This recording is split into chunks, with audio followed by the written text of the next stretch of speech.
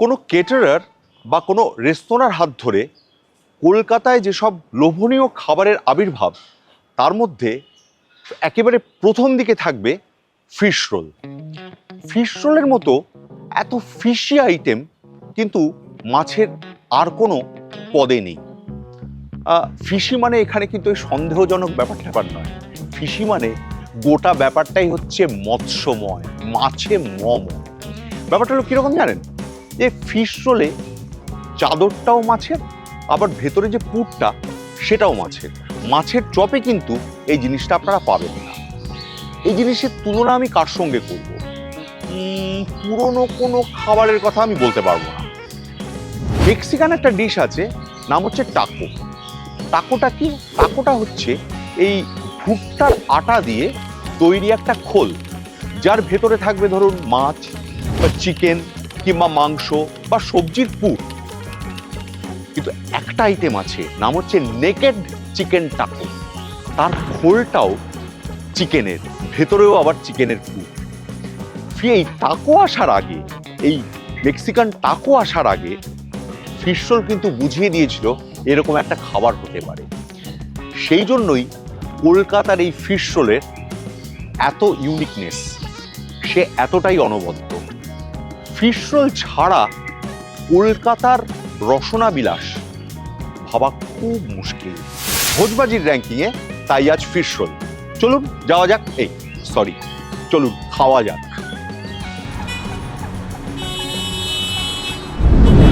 সত্যজিৎ রায়ের মছলি বাবা সম্ভবত মাছ খেতেন না। মাছ খেতেন কিনা ঠিক আমরা জানি না, তবে সম্ভবত খেতেন না। কিন্তু মছলি বাবা ফ্রাইজ যে ফুড চেন, তারা কিন্তু মাছ খাওয়ায়, আমাদের খাওয়ায়। তো সেখানকার ফিশ রোল বিখ্যাত। কলকাতার খুব কম জায়গাতেই ফিশ রোল পাওয়া যায়। যেসব জায়গায় পাওয়া যায়, মছলি বাবা ফ্রাইজ তাদের অন্যতম। আমরা আজকে এসেছি মিডলটন রোয়ে মছলি বাবা ফ্রাইজের আউটলেটে। দেখি সেখানে ফিশ রোল কিরকম স্বাদের, কিরকম তার রূপ।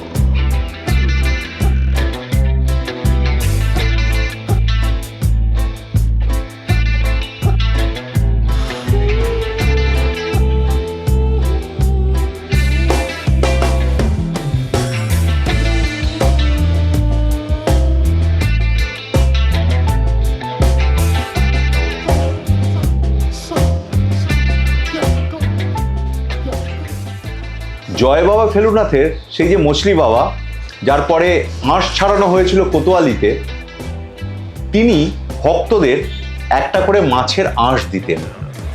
আর এই মছলি বাবা ফ্রাইজের এই মিডলটন রোয়ের আউটলেটে এসে আমাকে দেওয়া হয়েছে ফিশ রোল। খাই।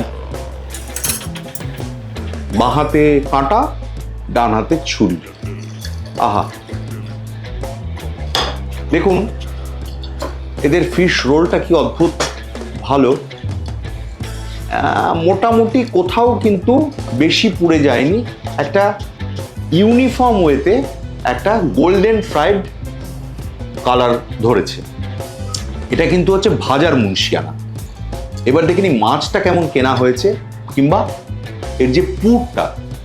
ফিশ রোল তো হচ্ছে ওই মাছের ভেতরে মাছ, অর্থাৎ মাছের ভেটকি মাছের চাদর দিয়ে ভেটকি মাছের পুর সেটাকে মোড়ানো, তারপরে ওই গোটা ব্যাপারটাকে ওই যে রোল যে জিনিসটা হয়ে যাবে সেটাকে ডিমের গোলায় চুবিয়ে বিস্কিটের গুঁড়ো বা ওই লেরো বিস্কুটের গুঁড়ো ক্রাম ফ্রাই করা। দিব্য।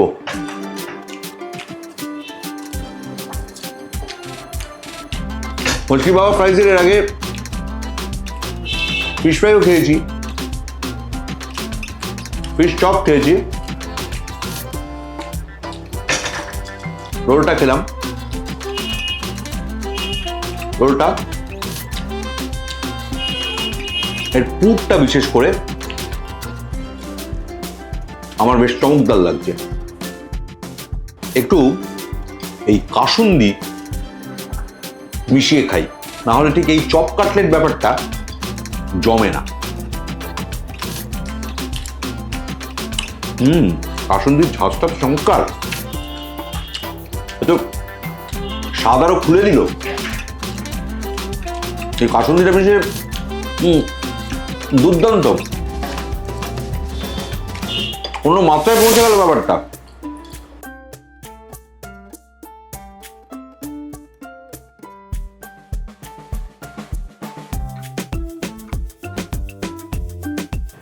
ফিশ রোলের যে চাদরটা, অর্থাৎ যে কভারের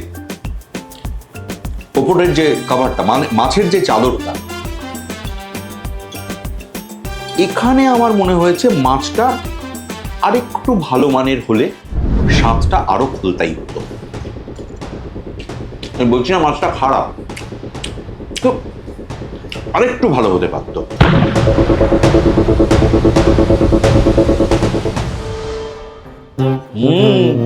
পুরের মধ্যে, ফিশ রোলের পুরের মধ্যে দারুণ জিনিস পেয়ে গিয়েছি, দুটো কিশমিশ,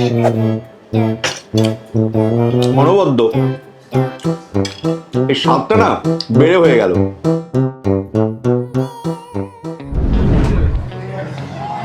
মছলি বাবার সঙ্গ তো হলো, মছলি বাবার সঙ্গের পর ফিশ রোল খেতে আমরা এবার যাব মিত্রবাবুর কাছে। কে মিত্রবাবু? দেখতে থাকুন, দেখতে থাকুন ভোজবাজি।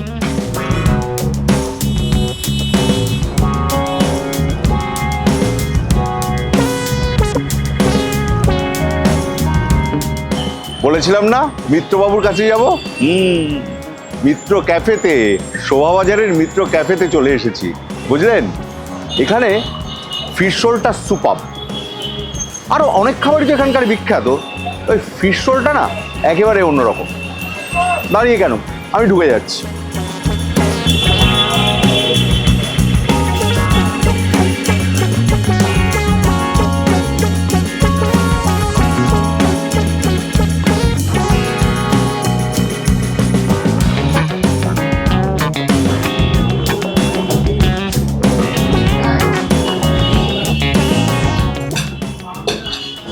অনেক ধন্যবাদ।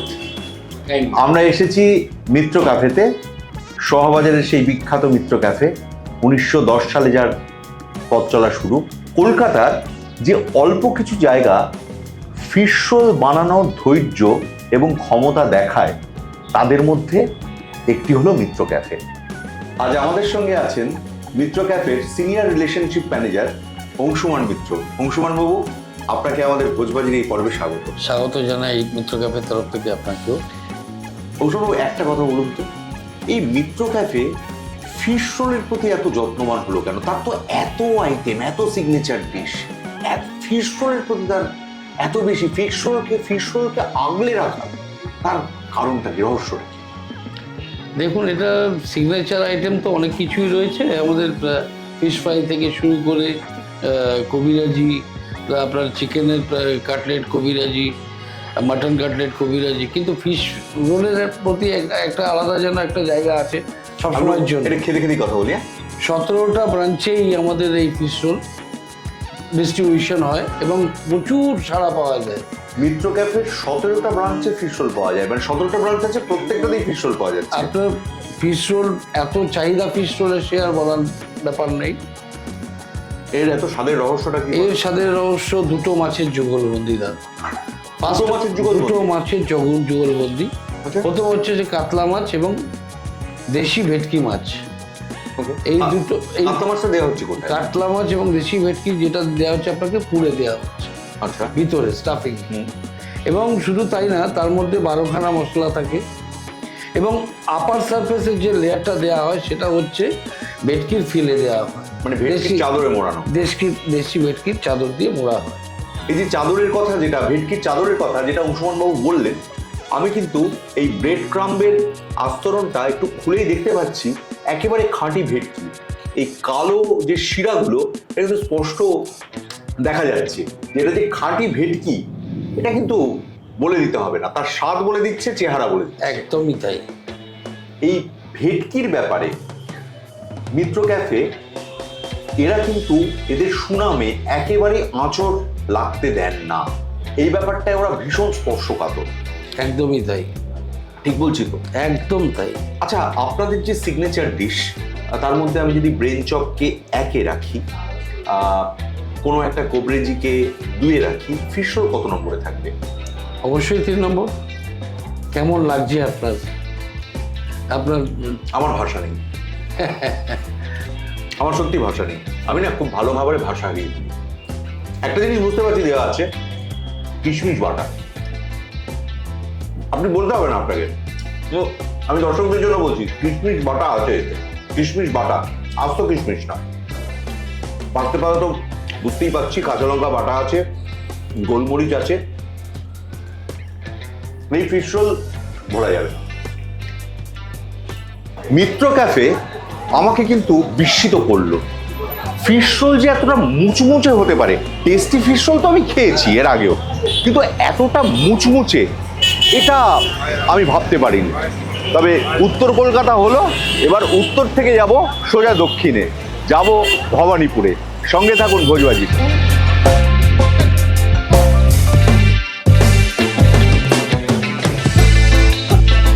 এবারের আমাদের এই ভোজবাজি র্যাঙ্কিংয়ের অভিযানে যেখানে আমরা যাচ্ছি সেটা কিন্তু বেশ রোমাঞ্চকর। রোমাঞ্চকর কেন? খাবারে আবার রোমাঞ্চ কিসের? আলবাত রোমাঞ্চ আছে। তার কারণটা হচ্ছে এবার আমরা যাচ্ছি পায়োনিয়ারের কাছে।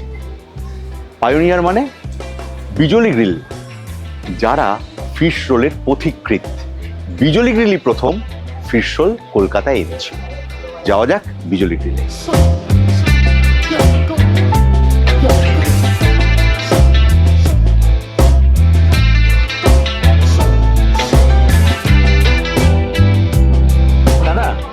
আপনি তো স্যারের সঙ্গে অফিসে কথা বলতে যাচ্ছেন, তাহলে ফিশ রোলটা ওখানেই সার্ভ করে দিচ্ছি।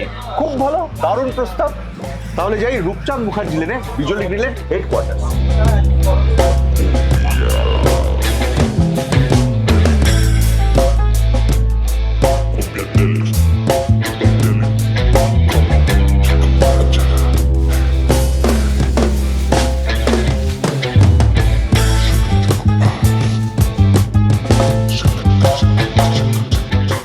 ভোজবাজির দর্শকদের জানাই যে আমরা এখন বিজলি গ্রিলের হেডকোয়ার্টার্সে রূপচাঁদ মুখার্জি লেনে। আমাদের সঙ্গে আছেন বিজলি গ্রিলের কর্ণধার তপন বারিক, মানে আমাদের বাপিদা। বাপিদা, আমাদের ভোজবাজিতে আপনাকে স্বাগত। দর্শকদের জানাই শারীরিক কিছু কারণে বাপিদার চলাফেরা এখন নিয়ন্ত্রিত, তাই বিজলি গ্রিলের যেটা আদি রেস্তোরাঁ, সেই রূপচাঁদ মুখার্জি লেনের বিজলি গ্রিল রেস্তোরাঁয় না বসে আমরা বিজলি গ্রিলের অফিসে বসে ফিশ রোল খেতে খেতে বাপিদার সঙ্গে কথা বলবো এবং ফিশ রোলের বৃত্তান্ত শুনবো। কারণ বিজলি গ্রিলই ফিশ রোলের আবিষ্কারক, তাই তো বাপিদা? বাপিদা, বিজলি গ্রিলের জন্ম 1947 সালে, স্বাধীনতার বছরে। ফিশ রোল কবে শুরু হয়? ফিশ রোল ওই 48-49-এ শুরু হয়, তখন বিজলি গ্রিল হয়নি আর কি। তার আগে বিজলি গ্রিল তখন নামটা হয়নি। আচ্ছা, তখন আমাদের অন্য নামে রেস্টুরেন্ট ছিল। তারপরে বাবা এটা বিজলি গ্রিল নাম দেয়। বাবা মানে পশুপতি বারিক, স্বনামধন্য দেবু বারিক। বিজলি গ্রিল নামটা কবে সামনে এলো? ওই 1947 47-এর নামটা সামনে এলো। আর ফিশ রোল কি তার ঠিক তার ঠিক আগেই। ও তার মানে 45 হ্যাঁ। এরকম বলা যেতে পারে। ও ততদিনে ফিশ রোল চলে এসেছে। অর্থাৎ ভারত স্বাধীনতা পাওয়ার আগেই ফিশ রোল কিন্তু চলে এসেছে। এটা একটা বিরাট প্রাপ্তি। বাবিদা, বিজলি গ্রিলের ফিশ রোলটা কে তৈরি করেছিলেন? এটা আমাদের তখনকার একজন কুক ছিলেন, জন গোমেস বলে।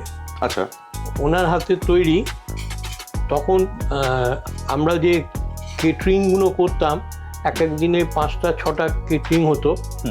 তখন টোটাল ওই রোলের পুরটা আর রোলের চাদরটা এর বিশেষত্ব, সেইটা জন গোমেস আগের দিন রাত্রে কেটে রাখতো। আমরা বিভিন্ন বাড়িতে তখন তো এত ফ্রিজ ছিল না আমাদের অফিসের ফ্রিজে, দোকানের ফ্রিজে, আমাদের নিজের বাড়ির ফ্রিজে, আর বন্ধু বান্ধবদের ফ্রিজে ওগুলো রাত্রিবেলা আমরা স্টোর করতাম। তারপরে যখন পরের দিন সকালে মাছ মাংস যেত, তার সঙ্গে এগুলো ভালো করে প্যাকিং করে আমরা পাঠিয়ে দিতাম। ওইগুলো তখন আমাদের লোকজন ছিল, তারা ক্র্যাম করে ডিপ ফ্রাই করত। তো এটার বৈশিষ্ট্য কি? কেন এই স্বাদটা কেন? এটা এক বিশেষ পদ্ধতিতে করা, সেটা আমাদের 2-4 কুক ছাড়া কেউ জানে না। এইটা বেরোয়নি আর কি। এবং এটা আপনারা বার করবেনও না? মানে কাউকে ফিশ রোলের রেসিপি দেওয়া হয় না। আর আমাদের আরেকটা বিশেষত্ব হচ্ছে, আমরা কলকাতা ভেটকি ছাড়া কাজ করি না, কখনোই করি না। ফিশ রোলের যে গন্ধটা পাচ্ছি, এটা কোনো কৃত্রিম গন্ধ নয়, একটা ভেটকি মাছের ন্যাচারাল গন্ধ। সেটা ওপর থেকেও বেরোচ্ছে, ভেতর থেকেও বেরোচ্ছে। এটা কিন্তু ভেটকি মাছ ছাড়া, এই ভেটকি মাছের যে একটা নিজস্ব গন্ধ আছে, বিশেষ করে খাঁটি দেশি ভেটকি, কলকাতা ভেটকি ছাড়া এটা পাওয়া কিন্তু এছাড়া সম্ভব নয়। সেই জন্যই নিশ্চয়ই এটা বলা হচ্ছে। যেমন অনেকেই তো রুই মাছের চপ করে, ভেটকি মাছের চপের সঙ্গে কি আর রুই মাছের চপের কোনো মিল হয়? মিল হয় না। কবিতা, আগে একটা সময় চিংড়ি মাছের পুর দেওয়া হতো। হ্যাঁ, চিংড়ি মাছের পুর দিলে রোলের স্বাদটা আরো ভালো হয়, কিন্তু আমরা দিই না এখন। অনেকের চিংড়ি মাছে অ্যালার্জি আছে, যার ফলে অনেকে আপত্তি করে, সেই জন্য আমরা চিংড়ি মাছটা অফ করে দিই। সেটা কি শুধু চিংড়ি থাকতো না? ভেটকির না, ভেটকির সঙ্গে চিংড়ি। আচ্ছা, চিংড়িটা মানে বেটে আর কি। এখানে কি ফিশ রোলের ক্ষেত্রে ভেটকির কোনো নির্দিষ্ট ওজন থাকা? এটা খুব ভালো হয়, 4 থেকে 4.5 কেজি সাইজের মাছ নিলে রোলের চাদরটা ভালো বেরোয় আর কি। আচ্ছা, তাহলে দেখুন 4 থেকে, এবং দেখুন এবং শুনুন যে 4 থেকে 4.5 কেজি ওজনের ভেটকি দিতে হবে ফিশ রোলে। আবার বাপিদা কি বলেছেন যে 2-2.5 কেজির ভেটকি দিতে হবে, তাই তো? 2.5 কেজির ভেটকি ম্যাক্সিমাম, সেটা হচ্ছে ফিশ রোলের ক্ষেত্রে। তার মানে এক একটা প্রিপারেশনের ক্ষেত্রে মাছের ওজন কিন্তু ভ্যারি করছে। এটাই কিন্তু, আবারও বলছি, এটাই শিল্প, রন্ধন শিল্প। যেমন তেমন করে রান্না করে দিলে সেটা রান্না হয়, সেটা শিল্প হয় না। আপনাদেরই জিজ্ঞেস করছি, বলুন তো, শেষ কবে নিমন্ত্রণ বাড়িতে বা কোনো সামাজিক অনুষ্ঠানের বাড়িতে ফিশ রোল খেয়েছেন? কমেন্ট বক্সে জানাবেন। হ্যাঁ, যেটা বলছিলাম, তো ফিশ রোলে এক ফোঁটা এখানে কিন্তু তৈলাক্ত ভাব নেই, ওপরে কোনো তৈলাক্ত ভাব নেই, যে ফিশ রোলটা আমরা খাচ্ছি। এবং দেখুন পুরো মাছটা, দেখুন এখানে গোল্ডেন ব্রাউন একটা কালার নিয়েছে এই ফিশ রোলটা। এটা কালারটাই লোভনীয়, অথচ তেল চুপচুপে, তেল তেলে ব্যাপারটা নেই। মাছের চাদরটা মানে মাছের চাদরটা যদি পাতলা না হয়, তাহলে পুরটাকেও ধরে রাখতে পারবে না, ফেটে যাবে। ফেটে যাওয়ার চান্স খুব বেশি। ও মোটা হলেই ফেটে যাবে। মনে রাখুন আপনারা, মাছের চাদর অর্থাৎ যে ফিলেটা কাটা হচ্ছে, সেটা যদি মোটা হয় ফিশ রোলের ক্ষেত্রে, তাহলে ফিশ রোল কিন্তু ফেটে চৌচির, মানে আপনার খাবারও একদম 12টা বাজলো। আর বলছি না, পুরো ব্যাপারটাই একটা আর্ট। ভালো খাবার মানে একটা সত্যি শিল্প, নান্দনিকতা। এর বাইরে কিন্তু কিছু হয় না, এর কোনো শর্টকাট। এটা বাপিদার কথা থেকে, বিজলি গ্রিলের কর্ণধার তপন বারিকের কথা থেকে আবারও বোঝা গেল। বাপিদা, নমস্কার এবং অসংখ্য ধন্যবাদ আপনাকে আমাদের ভোজবাজি অনুষ্ঠানে আপনার সময় দেওয়ার জন্য। ফিশ রোল এমনিতে তো একটা কলকাতাইয়া খাবার, এখানে শুনলেন জন গোমেস, একজন বাঙালি খ্রিস্টান শেফ, ফিশ রোলের আবিষ্কার করেছিলেন। বিজলি গ্রিলের ফিশ রোল খেয়ে কিন্তু কেমন একটা বেশ বিলিতি বিলিতি টাচও পেলাম, একটা সাহেবি ব্যাপার এর মধ্যে, শুধু বাঙালি ব্যাপার নয়, একটা কোথাও সাহেবি ছোঁয়া আছে, সেই জন্য এটা আরো বেশি ইউনিক। স্বাদের কথা আর কি বলবো। ওকে, তাহলে ফিশ রোলের এই স্বাদটুকু নিয়ে আমরা বেরোচ্ছি। এবার ফিশ রোলের রেজাল্ট আউট হওয়ার পালা। ভোজবাজি র্যাঙ্কিং ফিশ রোলে 3rd পজিশন দিচ্ছে মছলি বাবা ফ্রাইজের ফিশ রোলকে। এরপর 2nd বিজলি গ্রিল, 1st মিশ্র ক্যাফে। আমাদের ভোজবাজি র্যাঙ্কিংয়ে ফিশ রোল পর্ব এখানেই শেষ হলো। আপনারা আমাদের ইউটিউব চ্যানেল ভোজবাজি সাবস্ক্রাইব করুন, কমেন্ট করুন এবং অবশ্যই লাইক করুন। নমস্কার, আমি শ্রী ভোজনেশ্বর সুরবেক আপাতত বিদায় নিচ্ছি।